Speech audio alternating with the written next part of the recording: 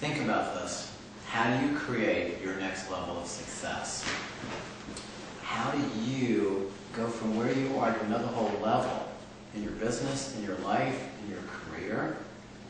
I want you to open your mind to a process that could change your next year, your next quarter, your whole life. The very first thing that you've got to do is be willing to.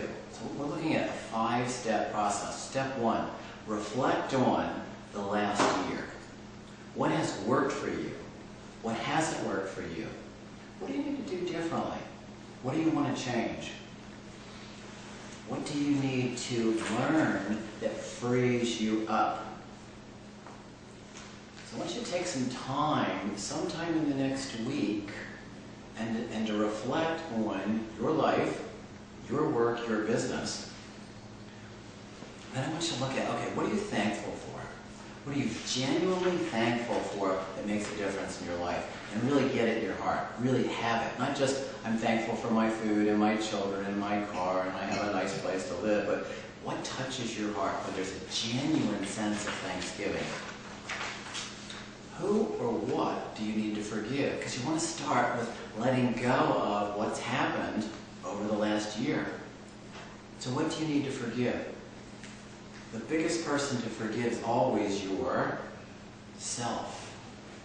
So you want to be completing the past, letting go, and you want to be having the courage now to look at what is your next level. What would you love to create for you, for your life, for your relationship, especially the results that you want in your business. You want to start with being complete.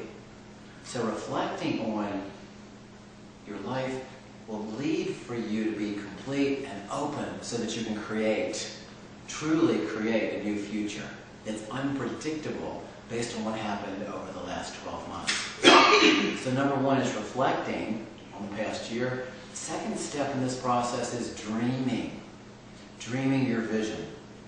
What you create from dreaming, and a vision is a sense of passion. I had a lot of conversations with people and say, well, I really like my work, I like everything, things are pretty good, and it's blah. There's no passion. There's no sense of inspiration, sense of, things are good. How many of you ever talked with somebody where it's like, it's good, but it's not great? It's good, and it's not really alive. It takes courage to dream your vision, to think of like, what do you really want? What would inspire you, or like, oh, I can't wait to get up in the morning? Okay? My dad sat me down one time when I was like 11 years old on a Saturday and said, Chris, that's my middle name, said, Chris, I want you to today, as you're going to be cutting the grass, washing the cars, I have something else for you to do.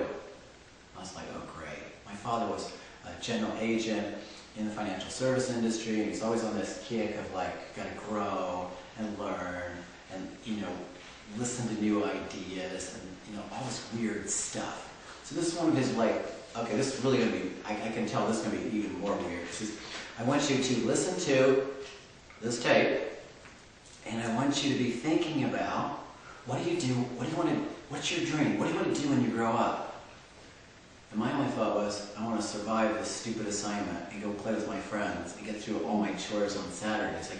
And I know that this is going to be like really good for you. That's what he'd always say. This is exciting. I'm so excited for you. Sometimes I felt like I didn't have a dad head coach. Did anybody who had like a dad that was like, they're never satisfied? My dad, and he said, oh, by the way, I want you to put the assignment, like listen to this and do the little workbook and put the assignment on my desk. And if it's not on there, you're grounded for a week. And what was the assignment?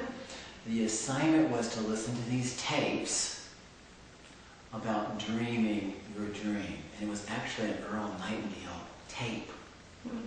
So I listened to it, I write it down, I'm thinking, oh man, this really sucks. I don't know, I'm 11 years old, I just want to go play. So when I looked at that, I looked at, okay, what are you going to do? What do I really want to do? And I came up with 2 things. I want to be a quarterback, or I want to lead a symphony orchestra. And I could picture that. And what I was looking at is like, oh man, I'd love to do that.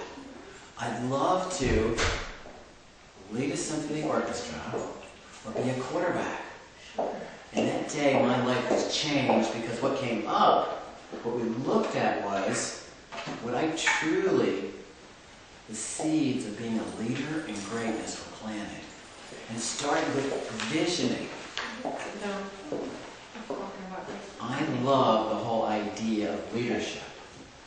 The issue is, do you have the courage to go past the familiar? I just want to go play. I don't want to deal with this. And dream. I want to be a quarterback. I want to be a symphony orchestra conductor. But the essence of what changed for me was getting in touch with, I want to be a leader that truly makes a difference. So with your dream, you've got to look at a couple of things. With your dream, you've got to be willing to see it, connect with it, and let it get in your heart. So the second step that we're looking at is dream your vision. What comes out of dreaming your vision is passion and inspiration. The third step, plan. You want to be planning your one-year goals. You want to be seeing, okay, if you look at our diagram, the diagram that you have in front of you is, okay, there's vision, there's where you are now, and then there's your vision that pulls you forward, magnetizes you. Okay? The next thing that you're doing is you're coming from the future back to the present is one-year goals. What are your one-year goals for your business, your life, your career, that truly touch your heart? You're like, oh, I really want that. Think about what's something you really want in your personal life. Now, I want you to picture something that you love, not just something that will be good, not 20% gain, not the shoulds. What are classic shoulds? Well, I should make more money, I should lose weight, I should be on time, whatever it is, I should call my mom. I want dreams that you would pick and a goal for the next year for business and personal that really speaks to your heart. That stretches you. I'd love to do that. I'm not even sure I can do that. So think about this in a couple of areas. So I want you to scribble this down if you're taking notes or you're just thinking in your mind's eye if you're seeing this. Okay, dreams for business, dreams for sales, dreams for your love relationship, dreams for your health. What are your one-year goals? And take time to reflect on that and choose that. The next step is your one-quarter goals. So you've got the vision that inspires you. You've got one-year goals, both business and personal, and then you've got the one-quarter goals. Every quarter, hear me, every quarter is a year. Every quarter is a whole period. Every quarter you want to be zoned in on, what do I really want to achieve from January through March 31st? What do you want to achieve? So it could be, my goal is to write a new seminar, write this much business, start a niche market that I love, going deeper with business owners. Okay? But personally, I want to go skiing. I want to go skiing 2 different times in Salt Lake City. Or, well, the mountains. You don't want to ski in the city. It's actually pretty flat. Okay? Or I want to ski out in Denver. And you don't want to ski in Denver either, but there are mountains within an hour of there. Winter Park. What do you want to do that would light you up? Maybe it's travel to Europe and see family. Maybe it's travel to Italy and eat amazing food. Now that's a good one. I'm Italian. Okay, what's your dream for the 1 year, 1 quarter, and then you break it down into 1 week? But I've got tools for you. If you're interested, go to my website, www.topleaderscoach.com. I've got tools for all of these things, but especially for your 1 quarter game plan. I was working with Jay Dryden. Okay, Jay Dryden is a former client. Okay, and when I worked with Jay early in his career, what he said to me was, I want to achieve Leaders Conference, which was MDRT level. So what is your next level that you see? And it was like, and inspired him. It was like, at the time, he was making about $19,000 in first-year commissions, and MDRT level, Leaders Conference for his company is $90,000. 19 to 90. Huge step. He signed up for coaching. We looked at his game plan for a year and a quarter and what he needed to do for marketing. And what there was commitment. Hear me. When you're totally committed, you get what you want. Now think about this. How many of you wrote down a goal and was like, that's cool, but you weren't really committed? Like, I hope to, want to, sort of, whatever. Have you ever had that experience? Okay. Now, here's what I find. With commitment, if you're not really going for it, it doesn't really happen. It's like God, the universe kind of tunes in and goes, do you really want it? And then you get tested, yes? Okay, then you got roadblocks, you get tired, something goes wrong, there's a breakdown. Okay, it's like lifting weights. Okay, how many of you have ever lifted weights? How many ever lifted something heavier than a fork? Okay? Okay, when you're lifting weights, okay, the last 6 months I've been at the gym a bunch and trying to tone up. Got a long way to go, okay? Okay? And with these guys, they're amazing. I mean, their biceps are as big as my thighs. I mean, they're working out, okay? And they're going for it. So today in the gym when I'm lifting, okay, I'm powered lifting, okay, and I kind of raise the bar, and now it's like, I got the bar here, I raise down, and then I go up, and I'm like, it hurts, okay? 1, 2, how many know that when you're like, oh my God, you're up to 3 and you're supposed to do 7? Like, how am I going to do 4? You gotta be kidding me. I'm getting killed here, okay? So I get to 6, okay? And inside of me, there's like, I can get hurt here.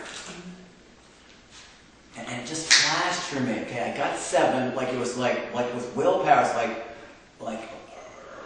please. Up there, I'm like, gosh, I did it. Now I got to take it down. What occurred to me, without commitment, you will not get what you want. You will not get what you said because you're not committed. Now, you'll either hurt yourself, be disappointed, or look like a fool, or be embarrassed. Now, I don't know about you, I don't like being embarrassed or look like a fool. With your 1/4 goals, you've got to be committed. And you want to connect these. Now, here's the last little point. You've got a sense of reflecting on where you are.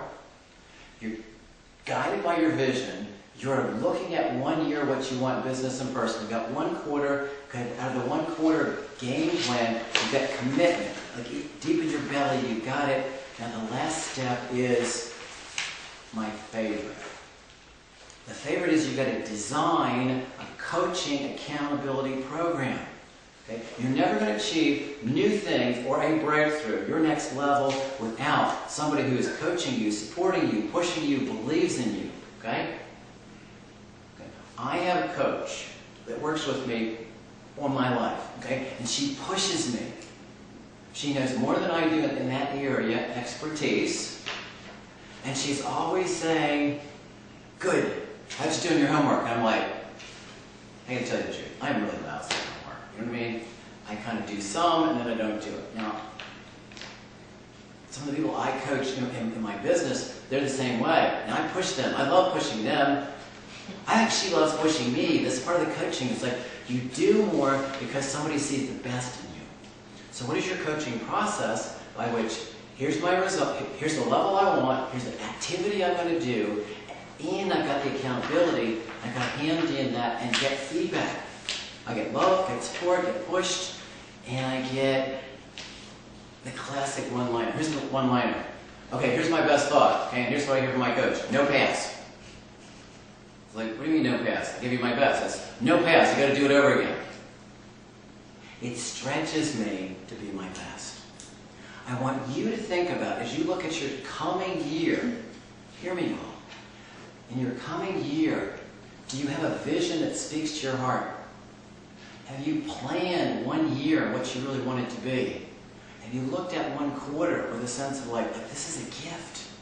My life's a gift between January and March, or March and July. What are you going to achieve in that quarter? And you look at, here's the goal, here's the activity, and you put it in your calendar. How many of you put more things in your calendar? It's like you think about it, at the end of the week, it's like, oh, I kind of did it or I didn't do it.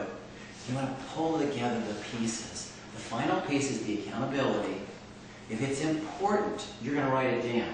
If it's important, then you're going to have a coach. That could be a professional coach, That could be a peer, and I do not recommend, now hear me, I don't recommend your spouse being your coach. You know why? Because they're going to tell you the truth. You're not going to hear it. It's going to hurt your feelings. It doesn't seem to work. And all the people that have coached me in business and personal over the last 15 years, they said, don't have your spouse coach you. Why? Because you can't hear it from them. Because they give you straight feedback and you turn into like a little baby. That hurts my feelings. What do you mean? I'm just telling you. So I want you to look at what is your next level and create for yourself your success in this coming year that inspires you from vision, that really creates for you clarity with your one-year goals. And for the quarter and for the week, hear me, that you've got that level of commitment and you've got someone to which you're getting coaching that creates accountability. There's another whole level.